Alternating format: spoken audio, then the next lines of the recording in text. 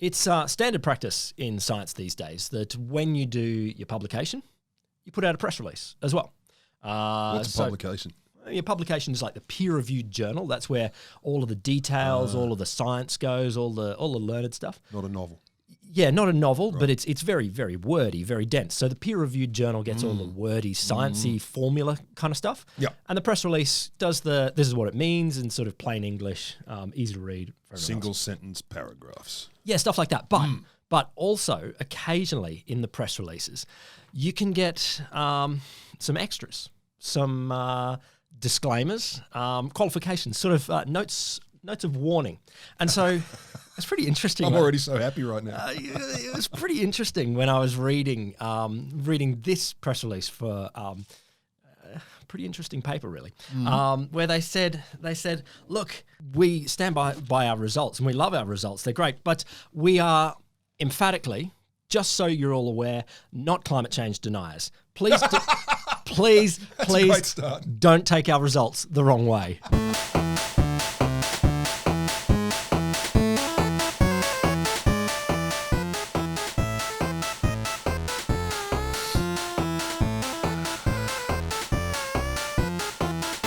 Welcome to the Wholesome Show.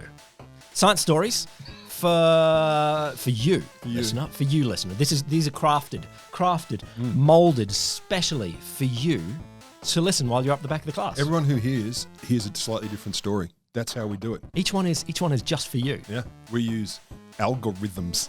The Wholesome Show is me, Will Grant. Me, Dr. Roderick Griffin. I'm not a climate denier, but I know a bloke who is, Lamberts. And we are brought to you by the Australian National Centre for the Public Awareness of Science. And not denial. No, not denial. We say no to denial and yes to not denial, I think. That's in the university motto, isn't it? No to denial and yes to not denial. We say yes. It might be punchier. To not denial, we say absolutely a lot. All right. Okay. Fuck. It's such a good start. We'll see. Yeah. It's something with look, I'm not racist, but when you look at the genetics, you're like, oh God, here we go. I'm not doing that. I've read a few. I might bring them in. I've read a few papers and set them for certain ethics courses, and it's really great. It's like we don't want you to take this as a how-to anyway, and off we go. I don't know how well you know your poles of the world, Rod.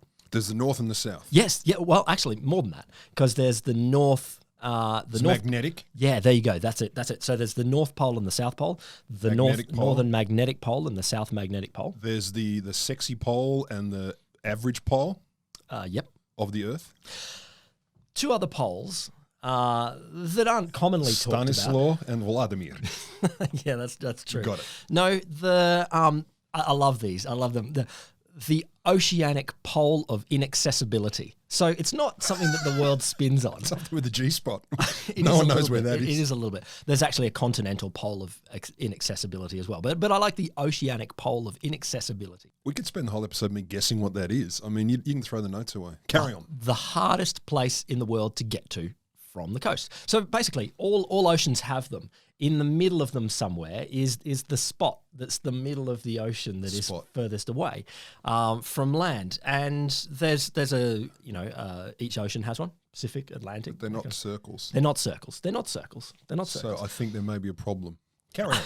But there is a global pole of inaccessibility, which is the spot in the ocean that is furthest possible away from land.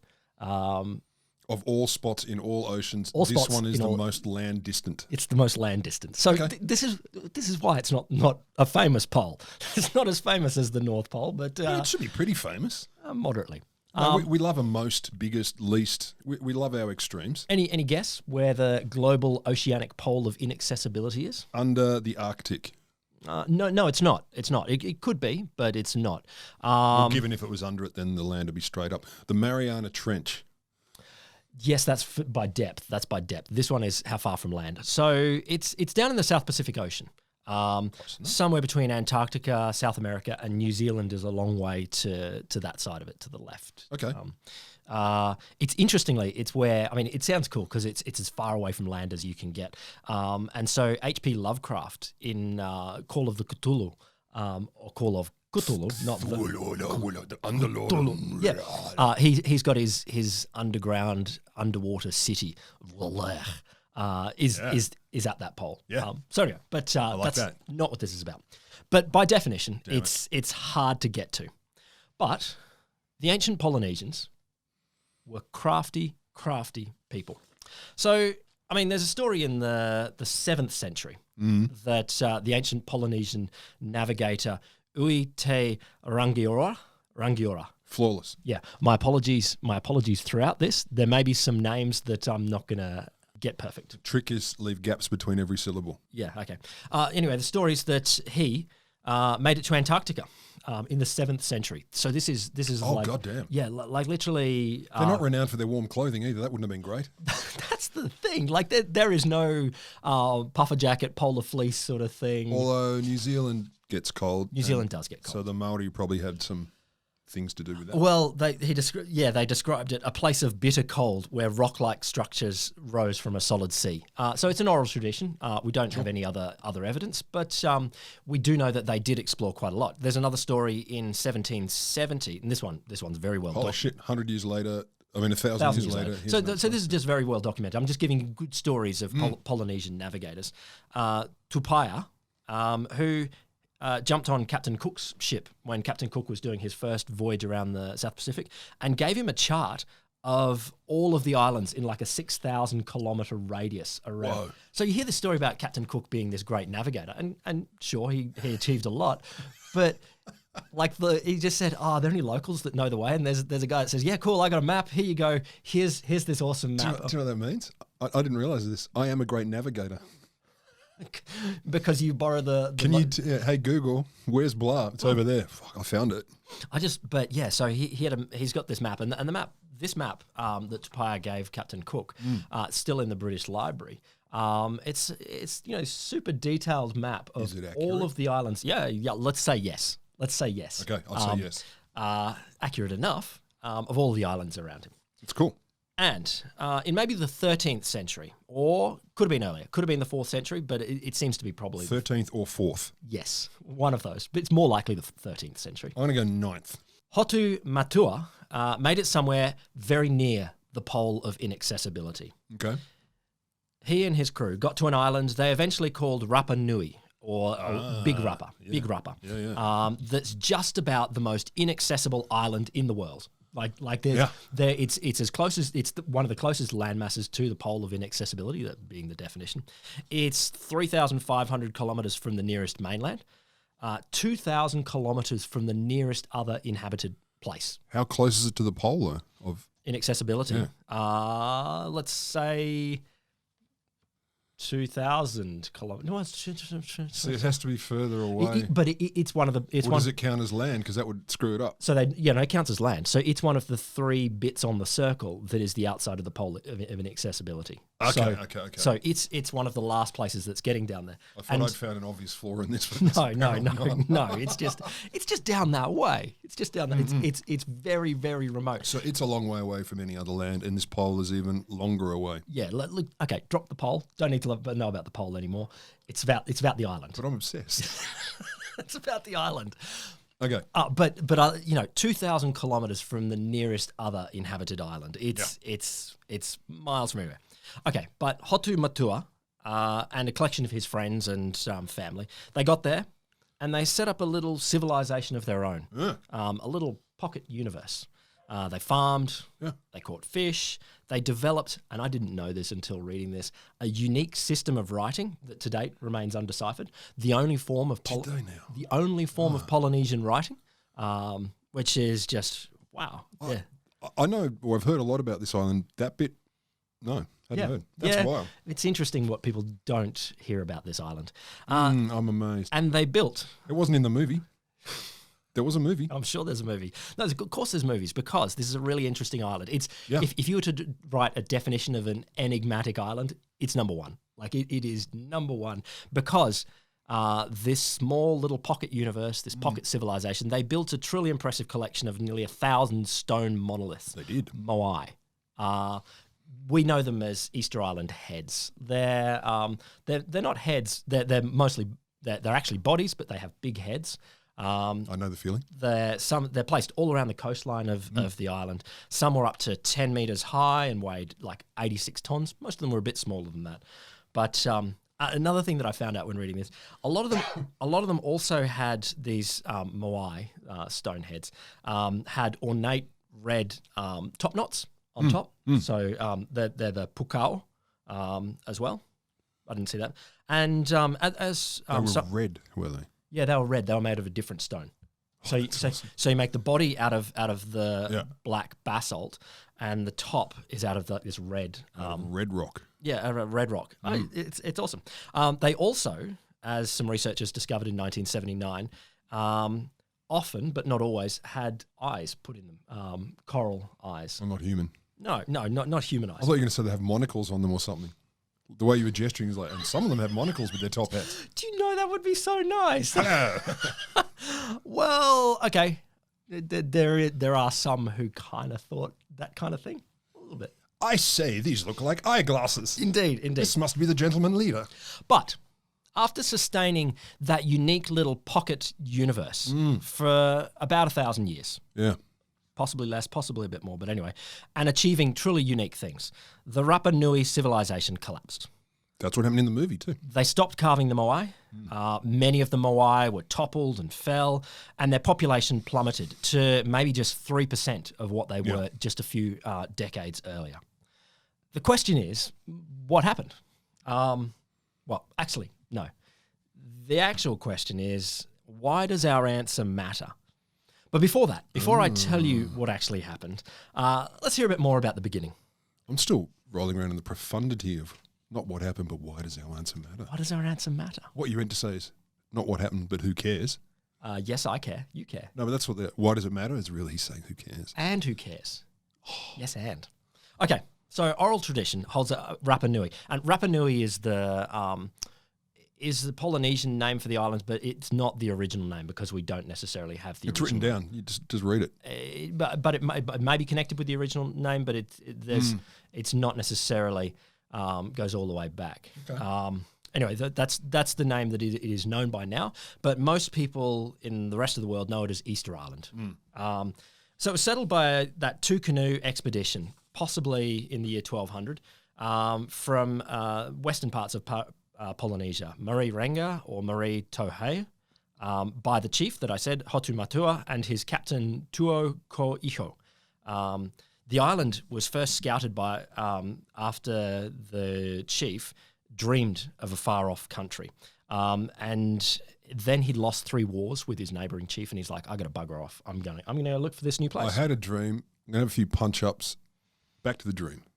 Yeah, let's go. Had some fun. Well, look, obviously there was some sort of neighbourhood dispute. Shit didn't go well. Okay.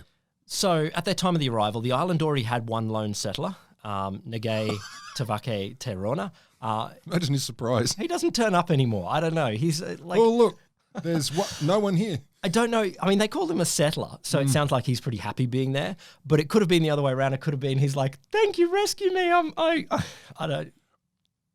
I see options. Yeah, I see options, but he didn't keep going. After a brief stay at Anakina, the colonists moved around the whole island. It's not a huge island. It's only like 20 or 30 square kilometres or something like that. ACT. And they started carving the Moai straight away. Well, look, you got to have priorities. New settlement, miles from anywhere. What we need is a ring of giant statues. I kind of think you do. That's what I did. Every time I move into a new house, ring of giant statues. First thing I do. I don't even get the electricity put on until that's sorted. No, sure. That's a smart. And it was the captain, not the chief, but the captain of the first ship who said, this is what we need. We need some Moai all around. He was the one who brought the statues and caused them to work. Now, this is what I said before, the radiocarbon dating. So that was oral tradition. That's what we know from the oral tradition. Radiocarbon dating says probably around the year 1200, and the radiocarbon dating says as soon as we've got settlements, we got Moai. So it happened like as straight away, as you said. Like, wow. Do you want food? Hang on. Do you want a hut? No. I said fucking statues. Give me some statues. Statues first. Okay. So they carved the statues out of a rock quarry up in one of the volcanoes, Raraku. And then there's debate about how they moved around. They would move these giant statues, so up to 86 tons. Utes, yeah. Utes. Probably not ute. That's where the word comes from, ute. So they'd either roll them on palm trees, or maybe they could sort of walk them by sort of... A bit left, bit right. Hey, get out of the way, down there. I mean, they're big and they're heavy, and these are, it's not a huge island, and they definitely didn't have any machines. Well, no, a lever is a machine, man. Okay, all the Moai are placed. About half of the Moai are still in the quarry. So there's a bunch that were half carved or not completely carved that were in the process of being carved. Oh wow, okay. So that's like 400 or something like that are still in the quarry, but about 400 are. 400 are still in the quarry. Yeah. Good God. Yeah, there was heaps. I mean, this is a process, and I had in my head it was like 80 in total. Like nearly 1,000 all up. Nearly 1,000 all up. And that's wow. Okay. It was. There's heaps, and there's you can get a nice map of where they are on the island, and they're literally like a fence. They're all in fence, and they're all nearly all looking inland. Watching over the villages is how it's mostly interpreted. They were guarding them. They were keeping them in. Keeping them here? It was an alien space prison, and in the olden days, those things are actually electrified, and they sent beams of shield to keep the baddies in. In terms of where this story goes... Doing all right? Yeah, no, there's a parallel. There's a parallel that comes later. And archaeologists and cultural anthropologists are saying, okay, the Moai are bearers of sacred mana, so they have a lot of political and religious authority. Yeah. Okay, so that's the indigenous inhabitants. What about Europeans? So the first European. We're here to improve things. Yes. Surprise, listener. The Europeans are not the heroes of this story. You with your black arm view. What is it? Black armband view of history. I know, right? You're ruining everything. The first European to reach Rapa Nui was Jacob Roggeveen. So he's a Dutch explorer and merchant. I just want to see what's going on here. Indeed. But the story, it actually starts with his dad, Arend. Arend was a mathematician, astronomer, student of rhetoric, philosophy. He was a dabbler. Oh, yeah. And theorist of navigation. But he also loved... he had a dream, just like Hotu Matoa. He had the dream of Terra Australis. So in that era, so this was in the 17th century, a whole bunch of maps. They had pretty decent maps of the world. So they'd have Africa, North America, South America, dragons, Europe. Less dragons this time. They're reducing dragons, but they had a huge continent down the bottom. They were like, there must be something down there because it needs some weight to hold the Earth. Stop it from floating away. Yeah, fair enough. I don't know. I've always agreed with that. I don't know why they all just got this idea of, yes, there must be some land down there. Or the Earth would flip over. Because we all know it has an up and down. It's not flipped over. No, it's up, it's the right way up. So there must be some sort of Terra Australis. So this is this mystery southern land. Which means heavy ballast continent. Kinda. Okay. He got permission from the States General of the United Netherlands. So you had to ask permission if you can go down there. From the States General? I think the States General is like the Parliament of United Netherlands. Oh, okay. Yep. But they said, you can go and explore. In this time, you needed permission to go and explore. Not from the people that you were exploring on top of, but from the people... They don't own it. Yeah. But they didn't want to explore in each other's patch. So apologies for cross-exploring. Yeah, no. There was I think it was the Portuguese and the Spanish had a line. You can explore on this side, you can explore on that side. Which, of course, was dutifully honoured entirely. But Arend, he got the permission but couldn't raise any money.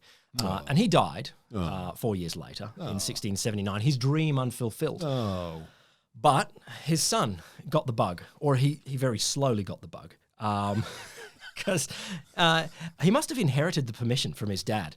But he didn't rush. He went out and became a merchant. He went to the East Indies or the West Indies, West Indies. All the Indies. Yeah, one of the Indies. Multi-Indies. He made his fortune, made a bunch of money. He picked a bunch of religious fights as well. Good call.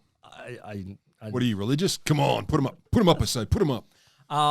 And in the 1721, so this is literally 40 years later. He's had this permission sitting in the back drawer for a long time. That's the long play. At 62. So his dad died when he was like 20s or something like that. He was in his 60s. And he inherited the permission then. And then he thought, at 62, I've had enough religious fights. I've made my money. I'm going to go and explore. I'm feeling like an early developer then because, I've had my religious fights at other things and maybe I'm ready. I don't feel bad now. If I was 60 to be okay. Yeah, maybe. Look, and it's a nice, if you haven't written your novel or achieved your rock band stardom or explored. Or your grand theory of everything. Yeah, any of these. Yeah. Still got time. Unless you're over 62. Sorry. Oh, if you're 63, just turn off now. Just forget it. Check yourself in.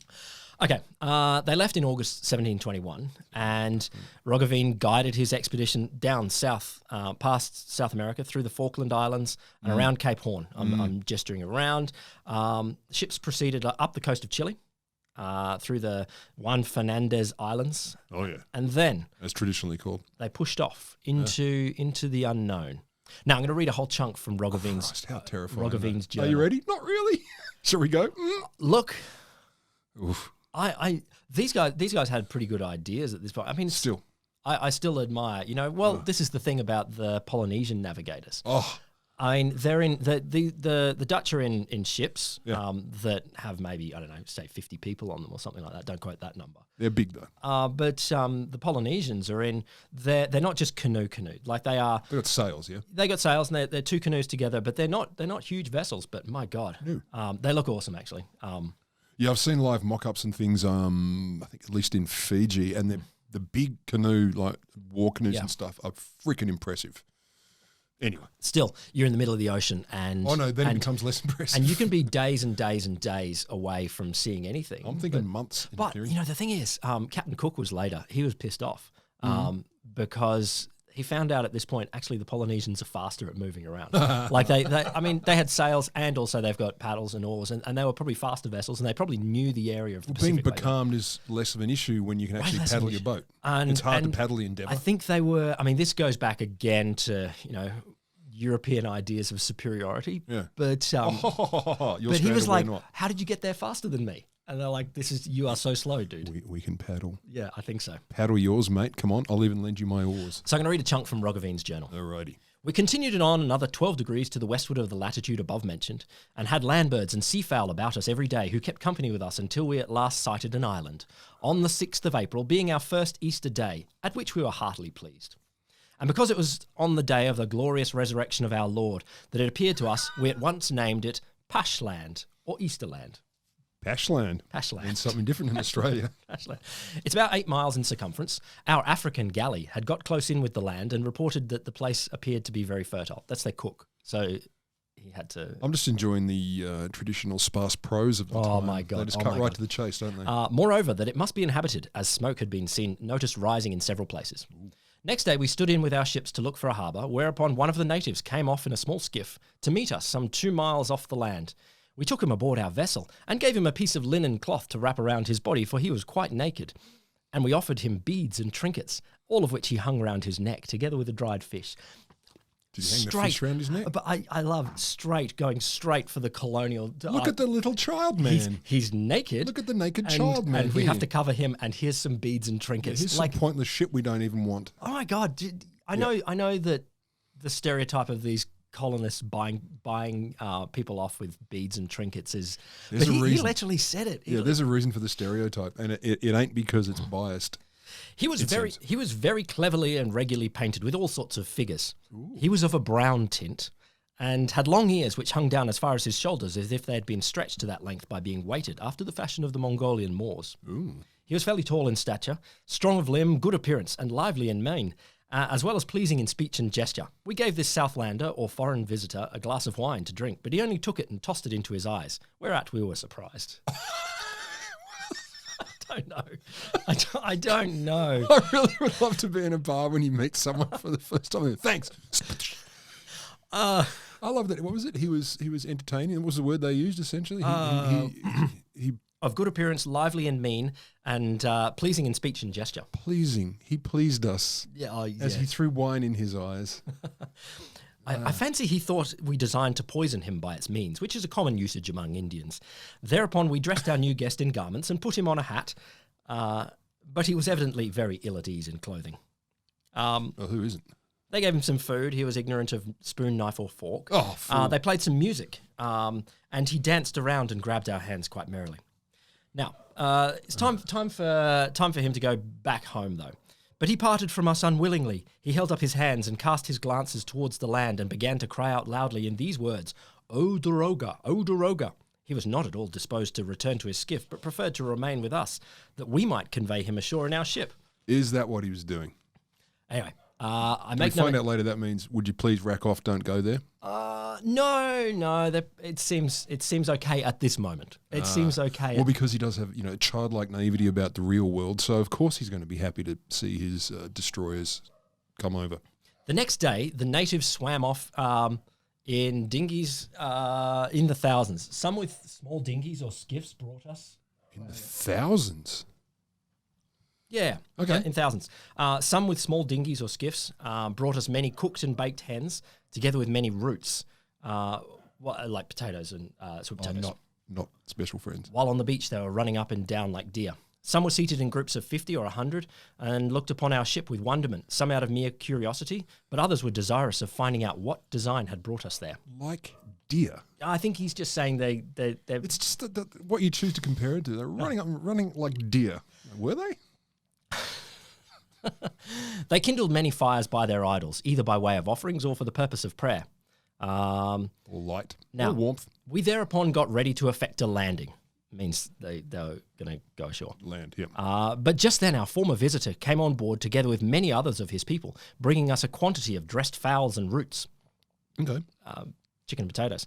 Among them was an entirely white man who was wearing white chocks of wood in his ears as large as one's fist and bore a very devout appearance, so that we took him to be an idol priest. Idol, like worshipping the idols. So. Oh, not lazy. No. Entirely white, I assume they mean painted? I don't know. Or albino? This is just the language that Roggeveen said. Yeah, because if he was European, they would have said, oh my gosh, it's a euro. All three of those people possibilities. So he could be painted, could have painted skin. He could have been albino. He could have been European. Okay. You think they would have made more of it if he was Euro, though? I think so. Yeah, I think so. And I think in this time, white probably didn't mean European. I meant not. Yeah, no, it probably meant he's probably looking very, very, not as in the skin, the pinkish hue that you and I share, but more... The ruddy glow, I think you mean. The ruddy glow. But I think he actually meant he might be painted. That might be the most accurate thing. That'd be my bet. Doesn't mean that other didn't take it up. Yeah. Here we go. By some misadventure, one of these natives who were on board our vessel got shot. Oopsie. I accidentally loaded my musket and tapped down the thing, aimed at him, and pulled the trigger. Like in the sentence, who's where's the active in this sentence? Got shot. Yeah. He became of shot. There was a shotness about him. And this must have caused great consternation among them, for they all immediately sprang into the water, and some swam away towards the shore, but others made off in their skiffs with all possible haste. Must have caused consternation. We then, with 150 men, soldiers as well as seamen, proceeded in the name of God ashore. And among them, Roggeveen was the first on shore. The inhabitants pressed round us in such crowds that we could scarcely pass along, so that we had to force our way through them. And because some of them went so far as to lay hold of our arms, our weapons, they were fired upon, by which they were direly alarmed and dispersed, but collected again in swarms, though keeping some 10 paces in front of us. I'm missing a motive here. What do they mean? They were forced to go forward. What was forcing them? By the name of God. Fuck me. I know I should never be surprised, but I repeatedly am. And just the way that this contact casually descends into violence. Well, also, and what's the catalyst? Look, somehow there was an enshotment on the boat. Therefore, we're going to storm onto their land with troops. It's weird. He's describing it pretty. We just went on, yeah. And Dude got shot, so we might as well pile on. So and they're swarming around, yep. And many of them were shot at this juncture. And among the slain lay the man who had been with us before, at which we were very much aggrieved. We knew that one. Oh, bugger. So now we care about. So. In order to obtain possession of the bodies, they congregated in great numbers, bringing with them presents of various kinds of fruits and vegetables, in order that we might more readily surrender them to them, their slain. So it seems like about 12 people were killed. Okay, cool. No, I mean, that's what you do. And this That's what I do when I go to a new place, or if I go to a party at a house I've never been to. Like, I haven't seen him. Start a fight. Kill a few. Just a few. Kill a few, because then they bring me chicken and chips. Yes, and as you'll see, some nice fruits in a second. The consternation of these people was by no means abated. Even their children's children in that place will in times come to be able to recount the story of it. I wonder why. I mean, why would that have such an impression on them? So they kept up an uncommon yelling. Women as children brought palm branches, red and white streamers, and various kinds of fruits, Indian figs, large nuts, sugar canes, roots, fowls. Then it's weird. He says that they bring in the fruit, and they also made tender of their womenkind, asking whether we would accompany them into their huts, or rather take them off to their ships. However... Made tender of? Yes, indeed. As in legal tender? I don't know. Would you like some ladies? And you know, this is Roggeveen's own diary. So how is he reporting? It just seems... They offered up, and by offered up, I mean we grabbed by the hair. Yeah. Yeah, okay, cool. However, we did them no ill. Of course not. But we made them a present of a piece of gaily coloured linen. Oh. And they liked that. We also distributed coral baubles, small mirrors, by which they might be assured that we were their friends after killing 12 of them. Yeah, but you had to get that out of the way. That's how they respect you. Then there's this bit where they bring up a bunch of fruits and great quantities of fruit, being Indian figs as large as a cucumber in a span in length and of proportionate thickness, with a green rind. When one peels off the pulp tastes like figs or as sweet as honey. There are sometimes as many as 100 on a single bunch. And I'm like, that's bananas. He's getting a banana. He was quite impressed by the Indian fig that he called the banana. The cucumber fruit. Yeah. Okay. Okay. So he goes on to describe a bunch of things about their households and a bunch what they're eating, the food that they ate, what they farmed, all of those kinds of things. So as we strode through, shot them and burnt their crops, we thought we'd describe them. Well, I'll come to his description at the end, but he did also add in a little bit of physical description. These natives were universally blithe and merry, and well-built, strong of limb, not exactly slender, yet nimble on their feet, friendly and pleasant in manner, but submissive withal, and also very timid. As for their complexion, they are brownish, about the hue of a Spaniard. Yet About the hue of a Spaniard. You know that they have a complex spectrum, a colour system. A colour system. Back when you go to get your house painted, it's like, I want more of a Spanish brown. You know, like, and have you got one of those? Yet one finds some among them of a darker shade, and others quite white, and no less also a few of a reddish tint, as if somewhat severely tanned by the sun. So multiple colours of skin. Yeah, he's observing. Yes. Their ears were so long as they hung down as far as their shoulders. Some wore white ornaments in the lobes as a special embellishment. Okay. So fully sick piercings. The people had, to judge by appearance, no weapons, although, as I remarked, they relied in case of need on their gods or the idols which stand erected on all along the shore in great numbers, before which they fall down and invoke them. These idols were all hewn out of stone and in the form of a man with long ears, adorned on the head with a crown, yet all made with skill, whereat we wondered not a little. We thought about this a lot. Yeah. So he ends his description here with, this island is a suitable and convenient place at which to obtain refreshment, as all the country is under cultivation, and we saw in the distance whole tracts of woodland. It should be possible to grow corn all over, or even plant vineyards, which might be very serviceable in the event of a new discovery of the Southland. The people of this island appeared of such disposition as to be easily brought to the Christian faith. What a good idea. So look at all the shit they've got going on that's really working. We can fix that. We can fix that. You can come here easily and get refreshment, and also change everything. You can change everything. Cool. I kind of. Do you feel like something might be coming? No. All right. I feel like this is the end of it. They introduced vineyards, and the Rapa Nui label is now renowned for its Chardonnay. It could be. It could. Like a New Zealand Chardonnay. It's probably about the same sort of climate. I'll take a Pinot. It's well known that by the 20th century, things had really collapsed. Yeah. And by 20th century, that's definitely much later than things.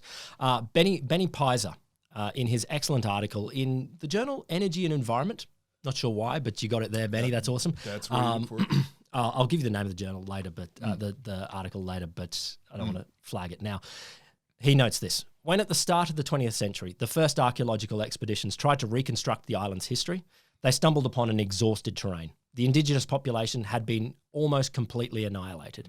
Its culture and natural habitat destroyed as a result of physical, cultural, and environmental obliteration. So where do we go? So we met at Roggeveen's time, thousands of people.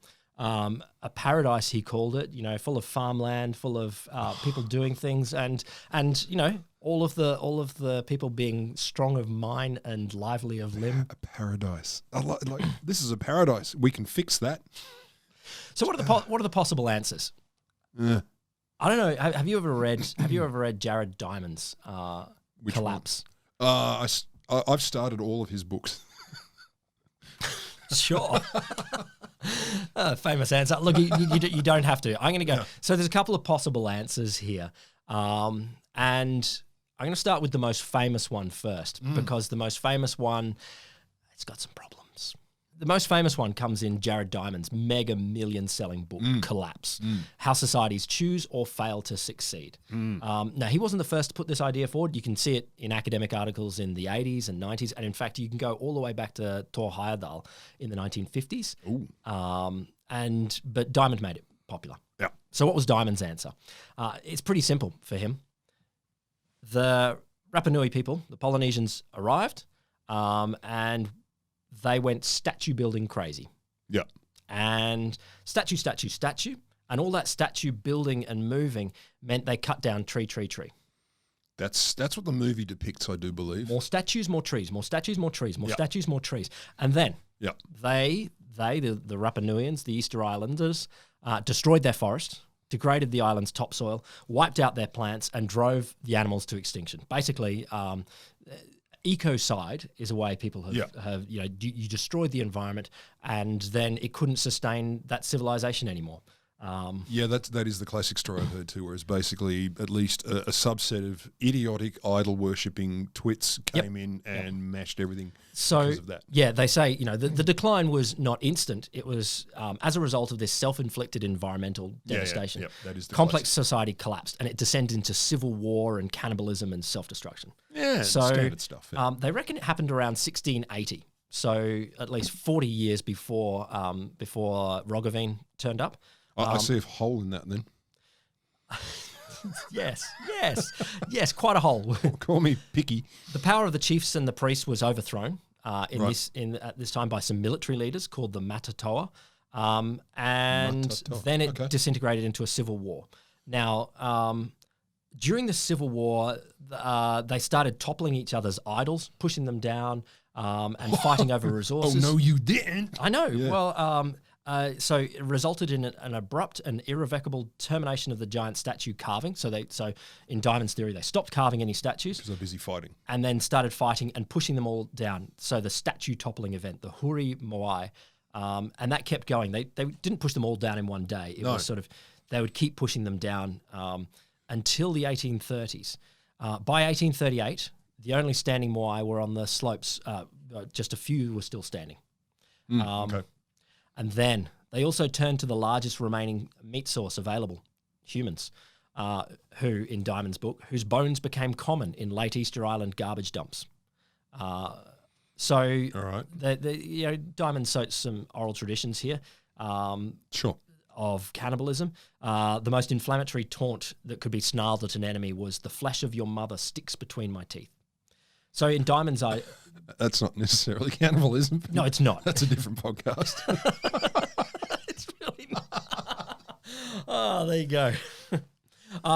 So he reckons when Europeans arrived in the 18th century, they found a crashed society where there was just a few survivors left, and all of those statue makers were gone. Exactly as Rogan did not describe. Yeah. It's kind of like it's summed up here. It was the islanders themselves who had destroyed their own ancestors' work. Yes. Stupidity of man. Because they're like children. Wasn't that the... I mean, he didn't say that, but, Well, look, I don't think he said that. Like there was in this argument, there's a whole bunch of racism. And I'll come to some of that racism as well. Of course. But there's a whole bunch of this argument suited a purpose. No. So when Diamond wrote his book is 2005. You know, it fits into the environmental movement where you get a whole bunch of people saying we're so stupid as humans that we'll use up our resources until we die. So you get... it's not like we haven't done it before. Here's a micro example. I get that. I get the politics and the messaging. I understand why that would be appealing. Yeah, like there's books called The Green History of the World by Clive Ponting, and he begins with the lessons of Easter Island. Others would say, you know, this is a guy called Flenley, would say Earth's going to collapse by 2100. We're all going to be doomed, which, you know, I got no dog in that fight. Yeah, maybe we are. But then they would use Easter Island, still seems the most plausible model for Earth Island. So they're using this. Jared Diamond himself, Easter Island's isolation makes it the clearest example of a society that destroyed itself by over-exploiting its own resources. Those are the reasons why people see the collapse of Easter Island society as a metaphor, a worst-case scenario for what may lie ahead for us in our own future. And look, it's a classic. You see the things through the lenses you're looking, and I mean, of course, you're looking for that without malintent even. You're going to see it. Surprise. Yeah.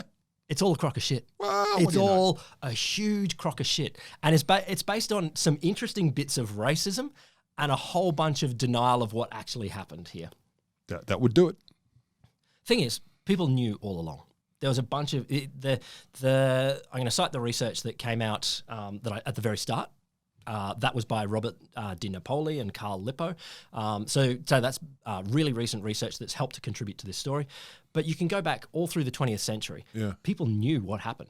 It's just that other people denied it. And well, you can see what would be dangerous too. So I'm assuming from your start as well that if you do put up and go, actually, it wasn't ecocide or ecological catastrophe, people go, well, if you're denying that, that means you're pro earth rape. That's why Carl Lippo, he was the guy at the beginning part of that study that I'm going to talk about in a second. He said we're not denying climate change because people had taken up the story of Easter Island so much as this metaphor of, you know, the climate's going to collapse. This is what happens when you use up your resources. Yep, this is our iconic story. It's just bullshit, and it just ignores what actually happened. So yeah, there's a Franco-Belgian expedition in like 1934, full on the awesome era of terrible anthropology, awesome. They would have eaten well though, delicious beers. It'd just be so. Alfred Metreau and Henry Lavacheri. So they documented it in 1934, but there's others all the way through. Yeah. So yeah, as I said. First European visitor, Roggeveen, 1722. He saw a potential paradise. Yeah. Captain Cook came 50 years later, and it didn't look like a paradise to him, but he was like, it looks fine. Ticking along? Yeah, I think, you know, potentially you could imagine Roggeveen turns up and it's spring or it's harvest time and everything's looking awesome. Cook turns up and it's winter and it's not so glorious, but it didn't seem like society was in a radically different way. But also for Roggeveen, let's say it was spring, he's seeing a bunch of naked chicks. Surrounded by food, they're all being very compliant. I mean, that is going to be a white European 17th century. Like, I'm going to call it paradise. Oh, no doubt. Honestly, yeah. But between 1722, when Roggeveen turned up, and the end of the 19th century, we know at least 53 European boats. Explorers, navies, 53. whalers, Wow. slavers, Sweet. visited Rapa Nui. Cool. And while Roggeveen's visit was bad, 12 people killed, some were way worse. So I think slavers would probably be a bit worse than killing 12 people. Yeah, they were. They took 13. They were. So let's go October 1862. So this is in the middle of the US Civil War sort of time. Yeah. 2 marauding ships landed on Easter Island in search for slave labourers. The crew seized and captured 150 people and transferred them to Peru, where they were sold as slaves for an average price of $300. Sweet. Between 1862 and March 1863, an estimated 1,000 to 1,400 more Rapa Nuians, the actual numbers unknown, were captured and deported by Peruvian and Spanish slave raiders. 1,000 plus. Yep. And we've got a pretty good estimate, and I'll come to that later, of the total population. All right. Among them were the king and his son, and it's believed that almost 90% of those that were captured by these slavers died in the following months of disease and maltreatment. Well, that's just bad economics. And, because that was so horrible, international protests, and Peru repatriated some 100 Polynesians who had survived the horrors of this slave labour. But they put them back on random Polynesian islands, and they took them from random Polynesian islands. They won't know the difference. And that was a deliberate policy. Oh! So they would go slaving, blackbirding it was called. Yeah. They'd capture Polynesians throughout these islands, including Rapa Nui. And if they were going to put them back, then they would put them randomly back to instigate tribal conflicts and confusion. Like, what the fuck?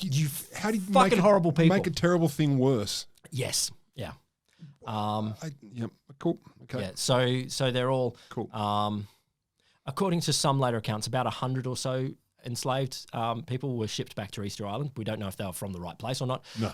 But most of them died on their way from smallpox. Renewed slave raids continued in the 1870s. Uh-huh. While this was happening, they also decided, some European traders, I'm not sure quite why, to do an actual ecocide, an environmental destruction. So there's these guys... We get bored just stealing people. I know.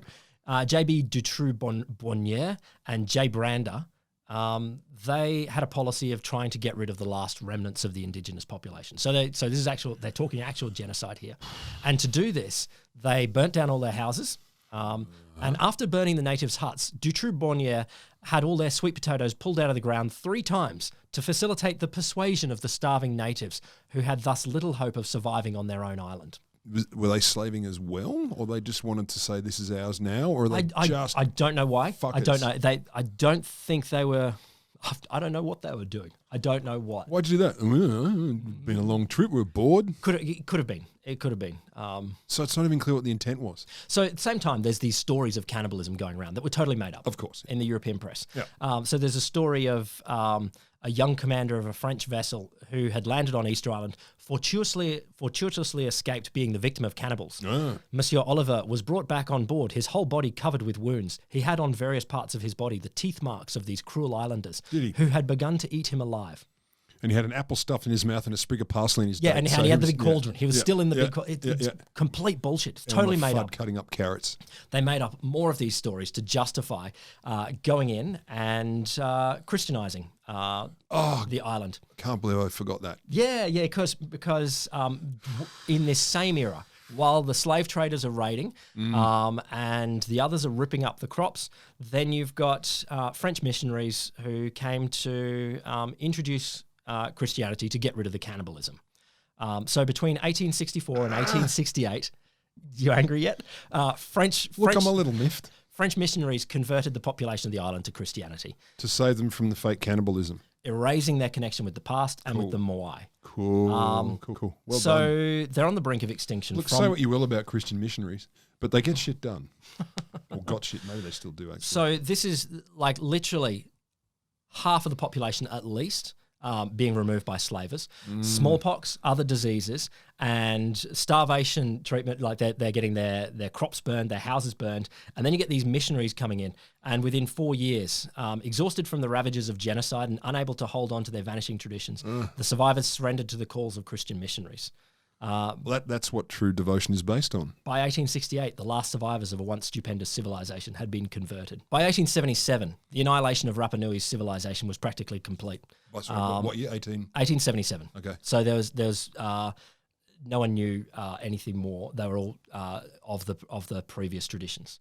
10 years later, after Chile officially annexed the island in 1888, the few survivors of Rapa Nui's forgotten genocide were forced into a detention centre in the village of Harango, a camp where they were confined under the most appalling conditions for nearly 100 years. What? It was surrounded by a barbed wire enclosure with 2 gates in it, and no one was allowed to pass through them without the permission of the Chilean military leader.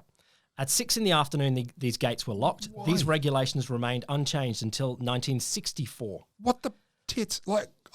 1,000 surviving Easter Islanders were then living in the most unbelievable wretchedness and lack of freedom. Why? I know we say this in 9/10 of all episodes, and not only on this podcast, but why choose to be a dick at a colossal scale? The thing that blows my mind about got this, their island. This is literally a genocide. Like you have taken huge chunks of the population away, enslaved.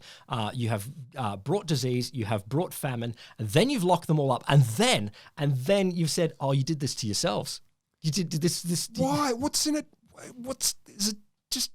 Is this what they call fun? So here's the thing. This is the paper that came out last year. This year. Robert Di Napoli and Carl Lippo from Binghamton University. So they used a radiocarbon dating method to estimate the population size of the island. Okay. Going back over time.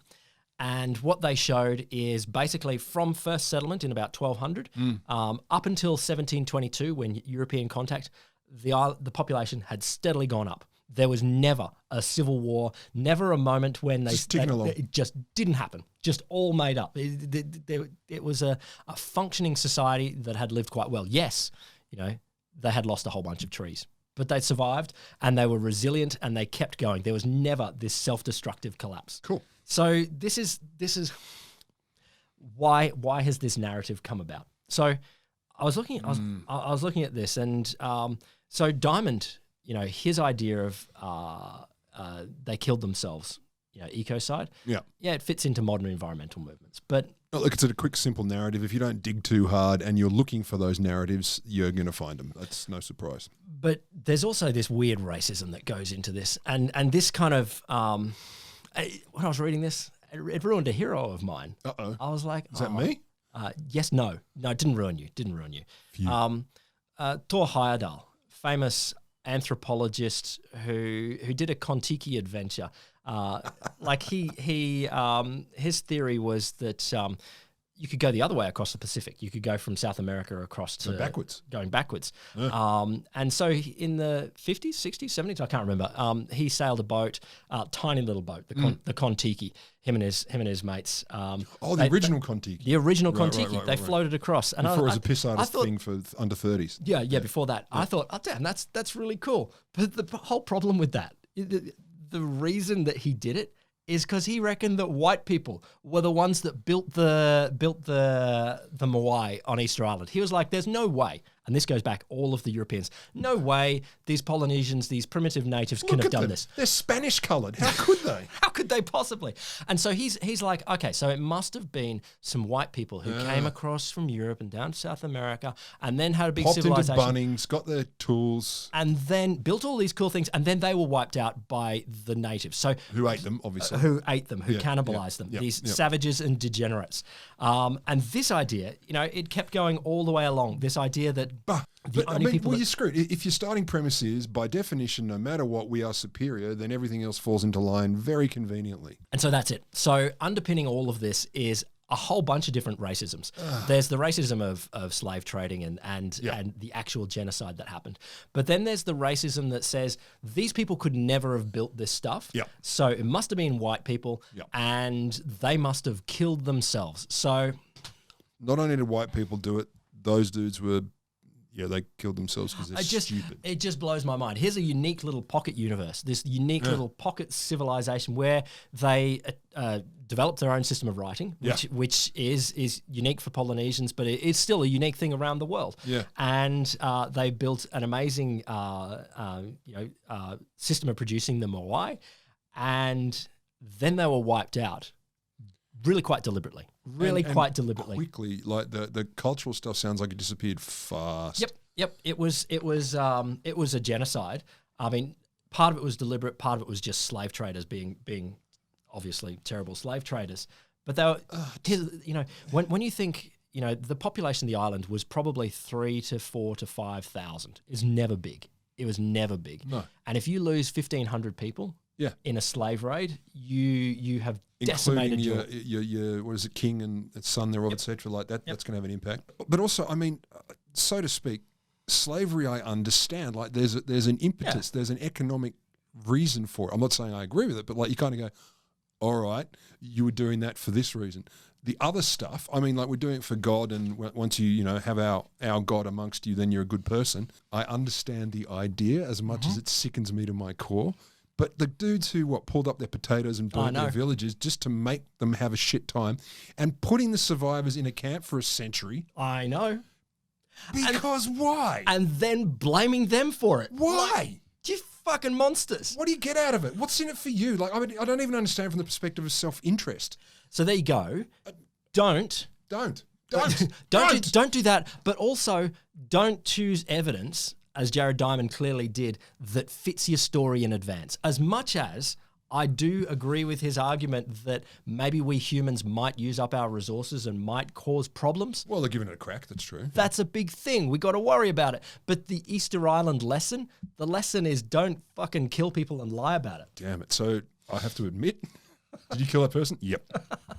Yes, I did. Awesome sources for this. So Benny Pies's article, it was the one that I said in Energy and Environment, something. Yep. It was called From Genocide to Ecocide. And so he's really the rape of Rapa Nui. There's the Di Napoli, Crema, Lippo, and Reith and Hunt. Approximate Bayesian's computation of radiocarbon and paleoenvironmental records show population resilience on Rapa Nui. Long science title there, guys. Page turner, though. Real page turner. And yeah, I'll put some other sources up there on the website. Do you know also rapamycin, I think, was discovered in the soil. It's a particular kind of active ingredient, which I think is good for longevity stuff, etc. Rapamycin. It's Rapa Nui, like it came from that island, or at least Really? the creatures were found in the soil there, I do believe. There's a lot going on in that island, so luckily we killed it. I was going to do a story about longevity for you, but I couldn't do it in time. It's a different one. Different one. Next year. I've got Next so year. many stories. Wholesome Show is the show that you just listened to or watched. It's me, Will Grant. Me, not Will Grant. It's brought to you by the Australian National Centre for the Public Awareness of Don't Do Genocide and Pretend it was their fault. The genocidees. Yeah, it's their fault.